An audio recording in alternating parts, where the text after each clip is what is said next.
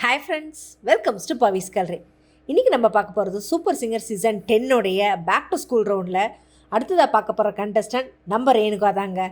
நிஜமாகவே ரேணுகா இந்த ஒரு சாங்கை செலக்ட் பண்ணி பாடி இருக்கிறது ரொம்பவே ஒரு சூப்பரான விஷயம் தான் சொல்லணும். ஏன்னா இந்த சாங்குக்கு அப்படி ஒரு கிரேஸ், அதையும் தாண்டி இந்த படமே வேறு லெவலான ஒரு படம் தான் சொல்லணும். நம்மளோட சேரனுடைய இயக்கத்துலையும் நடிப்புலையும் வந்த படம் தான் இந்த ஆட்டோகிராஃப். இந்த ஆட்டோகிராஃப் அப்படின்பது அந்த லவ் ஃபெயிலியரில் இருந்து வந்தவங்களுக்கு அப்படின்ற மாதிரியே ஒரு விஷயம் இருக்கும். ஆனால் வாழ்க்கையில் இதையும் தாண்டி நிறைய விஷயங்கள் இருக்குது, எல்லாம் கடந்து போகும் அப்படின்றது தான். எந்த சூழ்நிலையும் நம்ம மனசில் இருக்க தைரியத்தை இழக்கக்கூடாது. அப்படிப்பட்ட ஒரு சாங்கை தான் இன்றைக்கி நம்ம ரேணுகா பாடியிருக்காங்க. ஆமாங்க, ஒவ்வொரு பூக்களுமே சொல்கிறதே. நிஜமாகவே இந்த சாங்கை கேட்கும் போதெல்லாம் நம்ம மனசில் எவ்வளோ வலி, வேதனை, கஷ்டங்கள் எதுவாக இருந்தாலும் அந்த நொடி வாழ்க்கை இது கிடையாது, இதையும் தாண்டி போகும் அப்படின்ற ஒரு நம்மளோட மனசையே மாற்றக்கூடிய அளவுக்கான ஒரு சென்சேஷனான ஒரு சாங் தான் சொல்லணும். அப்படி ஒரு உணர்ச்சி பூர்வமான ஒரு பாடல். இதையும் தாண்டி இன்னொரு விஷயம் என்ன அப்படின்னா, இந்த பாட்டுக்கும் சரி இந்த படத்துக்கும் சரி நிறைய அவார்ட்ஸ் கிடச்சிருக்கு.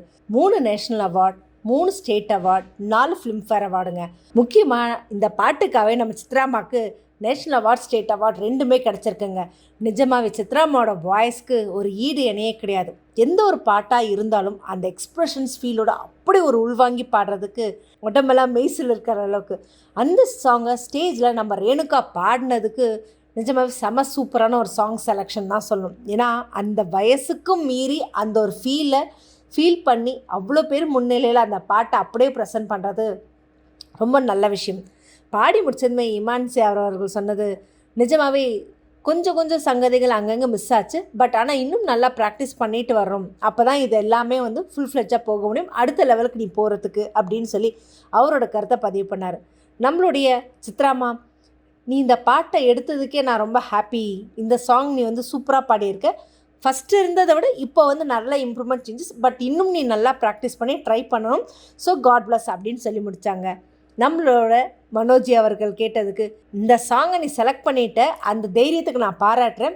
சின்ன விஷயங்கள் தான், ஆனால் நீ என்னென்னா இன்னும் நல்லா ப்ரெசென்ட் பண்ணு, நல்லா ப்ராக்டிஸ் பண்ணு, நிஜமாகவே செம சூப்பராக இருக்குது. I am really happy for this song selection அப்படின்னு சொல்லிட்டு அவங்க 3 பேரோட கருத்தையும் பதிவு பண்ணாங்க. அதையும் தாண்டி எனக்கு ஒரு விஷயம் சொல்லணும். பிரியங்கா கிட்ட சொன்னதுமே நம்மளுடைய ரேணுகா, இதுவும் உங்கள் அண்ணனை யாரையோ வர சொல்லியிருக்கேன். ஆமாம், என்னோட 2 அண்ணன். அதுவும் பார்த்தேன் ஏவிலலாம், உங்கள் அண்ணனா உங்களை தாங்குவாங்க. ஆமாம், எனக்கு 2 அண்ணன்னு என்னை எந்த வேலையும் செய்ய விட மாட்டாங்க, ரொம்ப தாங்குவாங்க அப்படின்னு மேடையில் அவங்க சொன்னதுமே, இமான் சாருக்கு தான் நாங்கள் தேங்க்ஸ் சொல்லணும். என்னப்பா அப்படின்னா, இல்லை எங்கள் படிப்பு உதவிக்கா, வாழ்க்கையில் எது இருக்கோ இல்லையோ படிப்பு ரொம்ப ரொம்ப முக்கியம். நான் கிடையாது, உங்களோட படிப்பு சம்மந்தப்பட்ட செலவுக்கான நான் இந்த ஷோவில் பார்க்குறவங்க எத்தனையோ பேர் இருப்பாங்க. வாழ்க்கையில் எந்த காரணத்துக்குள்ளும் படிப்பை மிஸ் பண்ணிடாதீங்க. கண்டிப்பாக உங்களோட ஒரே எஃபர்ட் படிக்கிறது மட்டும்தான், மற்றது எல்லாமே தன்னை போல் நடக்கும். ஸோ படிக்கிறத நல்லா கான்சன்ட்ரேட் பண்ணி படிங்க அப்படின்னு சொல்லிட்டு இமான் சாரோட கருத்தை சொன்னாருங்க. நிஜமாகவே செம சூப்பராக இருந்தது.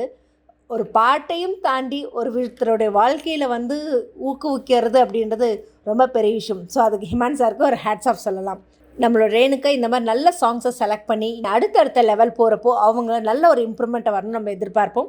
ஸோ இந்த மாதிரி இன்ட்ரெஸ்டிங்கான அப்டேட்ஸ்க்கு என்னோடய சேனலை சப்ஸ்கிரைப் பண்ணிக்கோங்க, பக்கத்தில் இருக்க பெல் ஐக்கானும் கிளிக் பண்ணிக்கோங்க, நோட்டிஃபிகேஷன் மிஸ் பண்ணாமல் இருக்கிறதுக்கு.